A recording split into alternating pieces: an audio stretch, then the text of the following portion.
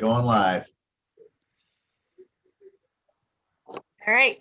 Good afternoon, everyone. This is the January 22nd Selection Review Committee meeting to review the response received to the council's RFP/Q for demand-side management consultants as part of its integrated resource planning process. Due to COVID-19 protocols, I will read the agenda. I will call the roll, read the agenda, and then do a 10-minute break. So Aaron Spears, present. Paul Harang. Here. Teresa Beecher. Present. Excellent. The agenda is as follows.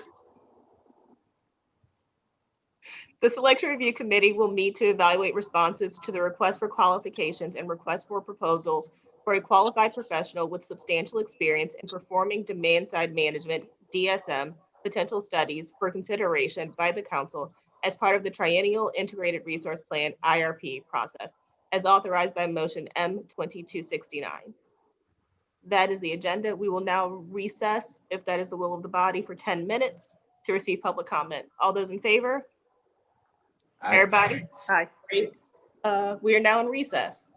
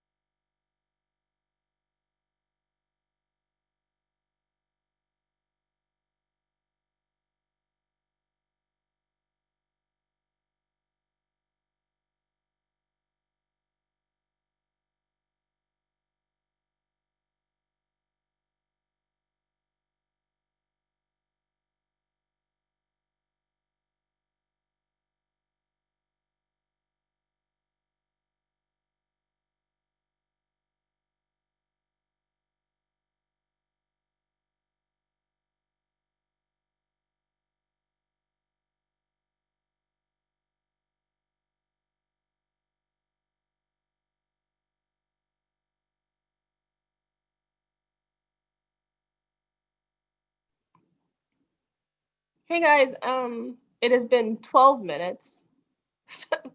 Sorry. And we received 2 comments.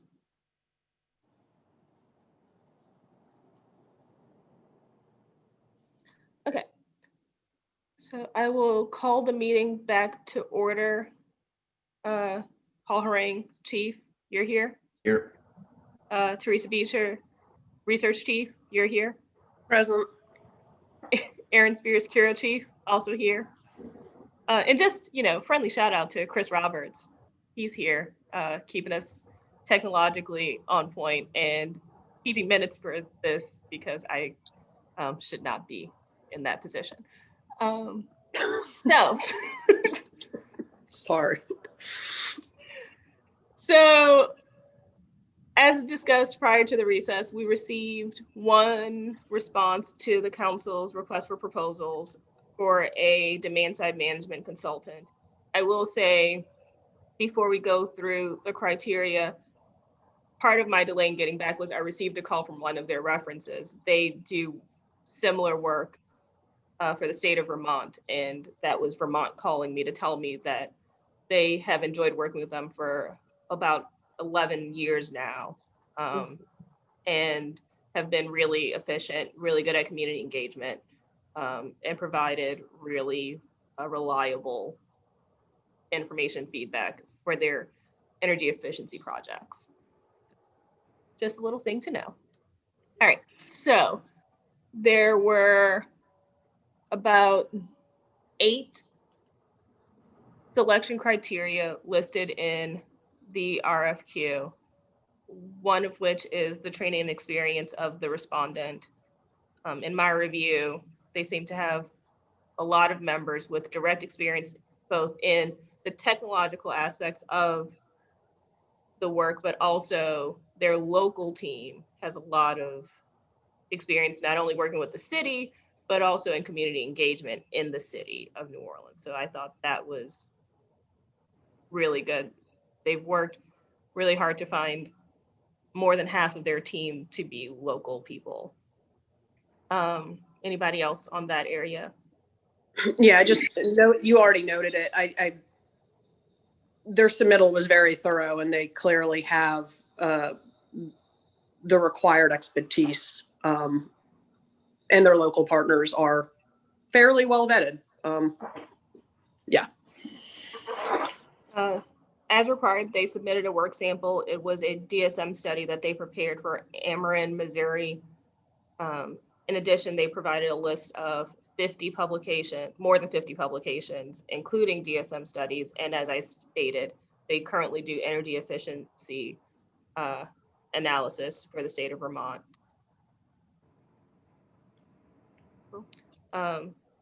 In line with their demonstrated expertise, they have a clear understanding of the work to be performed. I think that's clear from the publications that they've done and the current status of their employment in this area. I think it's clear that they know what they're doing.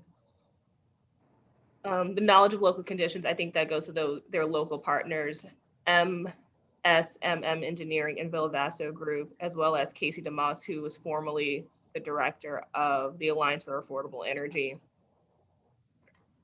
have been brought on as subcontractors to help directly engage with the local population and stakeholder groups. And I believe will also participate in docket related meetings, so technical conferences and public meetings.